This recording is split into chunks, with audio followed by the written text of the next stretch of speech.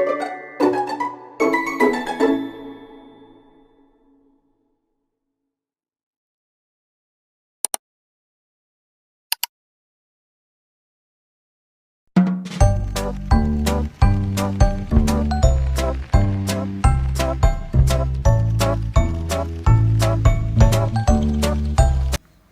everyone, perkenalkan nama saya Dea Aprifa dengan NPM A1J023011, Pendidikan Non-Formal Angkatan 2023. Jadi, pada video kali ini kita akan membahas materi tentang teori dan filsafat pengembangan sumber daya manusia. Nah, materi ini tuh sangat penting loh teman-teman, karena pengembangan sumber daya manusia itu tidak hanya berkaitan dengan pelatihan atau peningkatan keterampilan saja, tetapi juga didasari oleh teori dan nilai-nilai yang menjadi landasan dalam mengembangkan potensi manusia.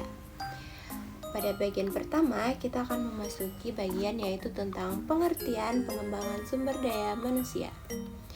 Jadi, pengembangan sumber daya manusia itu merupakan proses meningkatkan kualitas individu melalui pelatihan, pendidikan, pengalaman, serta pembelajaran yang berkelanjutan.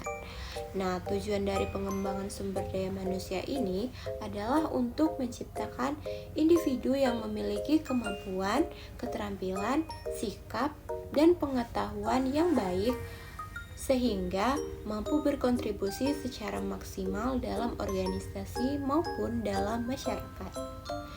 Nah, pengembangan sumber daya manusia yang tepat, seseorang itu dapat mengembangkan potensi diri, meningkatkan kinerja, serta mampu beradaptasi dengan perubahan zaman yang ada nih teman-teman. Selanjutnya kita akan memasuki bagian yang kedua, yaitu ada bagian teori pengembangan sumber daya manusia. Jadi, dalam pengembangan sumber daya manusia terdapat beberapa teori yang menjadi dasar dalam memahami bagaimana manusia itu dapat berkembang. Yang pertama, itu ada berdasarkan teori pembelajaran. Teori ini menjelaskan bahwa manusia itu dapat berkembang melalui proses belajar, pengalaman, serta interaksi dengan lingkungan. Oleh karena itu, pendidikan dan pelatihan menjadi salah satu cara terpenting dalam meningkatkan kualitas sumber daya manusia. Yang kedua, itu ada teori motivasi. Nah, teori ini menekankan bahwa seseorang itu akan berkembang dengan baik apabila memiliki motivasi atau dorongan untuk mencapai tujuan tertentu. Pada motivasi ini dapat berasal dari dalam diri seseorang maupun dari lingkungan sekitarnya. Nah, yang ketiga, itu ada teori pengembangan potensi manusia. Jadi, teori ini menjelaskan bahwa setiap individu itu memiliki potensi yang dapat dikembangkan melalui kesempatan belajar, pengalaman kerja, dan dukungan dari lingkungan sekitarnya. Melalui berbagai teori tersebut, jadi kita bisa memahami bahwa pengembangan sumber daya manusia itu tidak hanya berfokus pada kemampuan teknis, tetapi juga pada aspek psikologi, motivasi, dan potensi individu itu sendiri.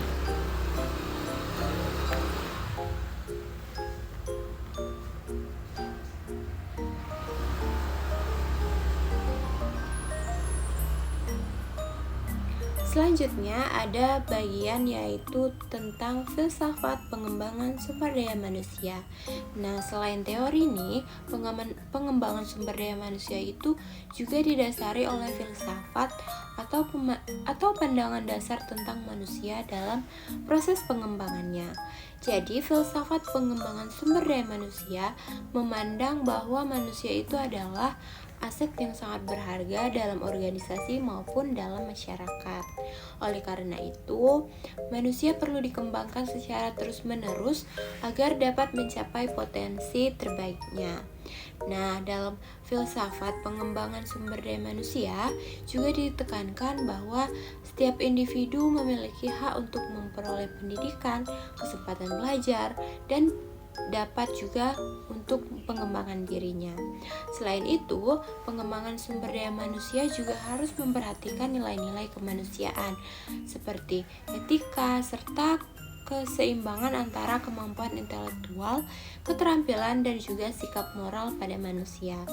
Dengan pendekatan ini, pengembangan sumber daya manusia itu tidak hanya menghasilkan individu yang terampil, tetapi juga memiliki karakter yang tanggung jawab sosial yang baik.